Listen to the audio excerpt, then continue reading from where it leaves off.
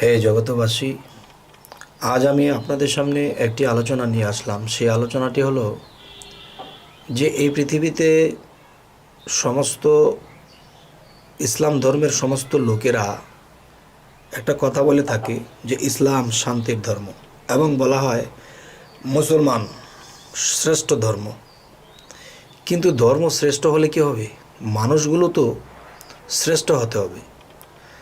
যেমন যারা বেশি বেশি বলে আমাদের গ্রন্থ শ্রেষ্ঠ, আমাদের কোরআন শ্রেষ্ঠ, তাহলে এই জিনিসগুলোও তো আছে স্পষ্ট যে আল্লাহ কিন্তু বলেছেন 4 কিতাব শ্রেষ্ঠ। তো এটুকু বলতে পারি 4 কিতাবের ভিতরে কোরআন শ্রেষ্ঠ।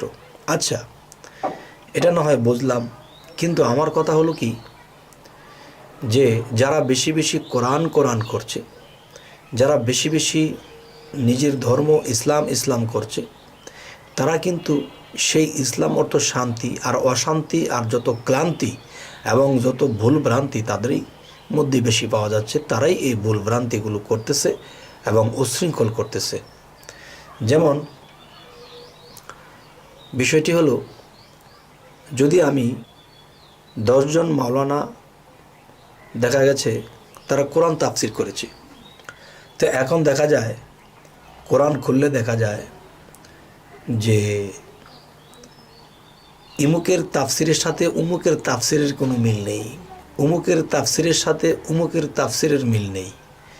10 জন মাওলানা যদি কোরআন 10 রকমের করে, বা একটি কোরআন 10 রকম ব্যাখ্যা করে, তখন যারা পড়ে তারা কিন্তু গোলমালের মধ্যে পড়ে। যেমন ইনি একজন মাওলানা, তিনি কি মিথ্যা লিখবে? না, লেখছে সত্য, কিন্তু সত্য যে লেখলো কারো তাফসিরের সাথে কারো তাফসিরের মিল নেই। যেমন কিছু কিছু জায়গায় আমি আপনাকে বলি, একটি জায়গাতে বলা হয়েছে যে দুনিয়ায় যারা অন্ধ আখিরাতে তারা অন্ধ। আবার এই তাফসিরটা কি আরেকজনে করেছে, দুনিয়ায় যারা আল্লাহকে দেখলো না এবং দেখার চেষ্টা করলো না, হাসরের দিন তারা অন্ধ হয়ে উঠবে।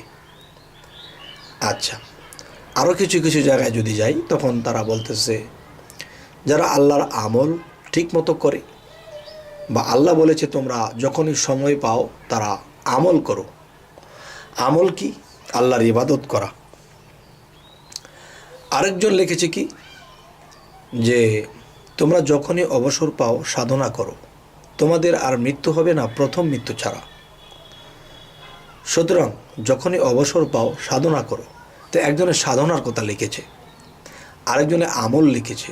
এখন আমল আর সাধনা মুসল্লিদের কাছে রাত দিন ডিফারেন্স। তারা বলে সাধনা আবার কিসের? আচ্ছা, তাহলে এই দ্বিধাদ্বন্দ্বের মধ্যে এই পৃথিবী চলছে, এই ধর্মের ব্যক্তিরা চলছে। তবে আল্লাহ কোরআনের মধ্যে বলেছে এক কথা, আর তারা 10 জনে তাফসির করতে যাইয়া 10 রকম কথা লিখেছে। তাহলে কোনটা পাবলিক মানবে এবং কোনটা বিশ্বাস করে তারা ইসলামের উপরে দাঁড়িয়ে থাকবে? তবে হে জগতবাসী, এই বিষয়টা আপনারা অবশ্যই আমাকে কমেন্টে জানাবেন।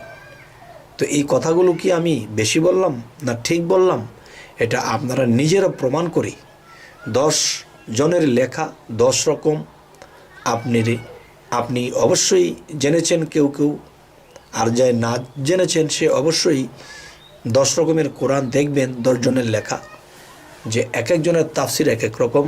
এখন মানুষে এটা পাঠ করার পরে মানবে কোন রকম?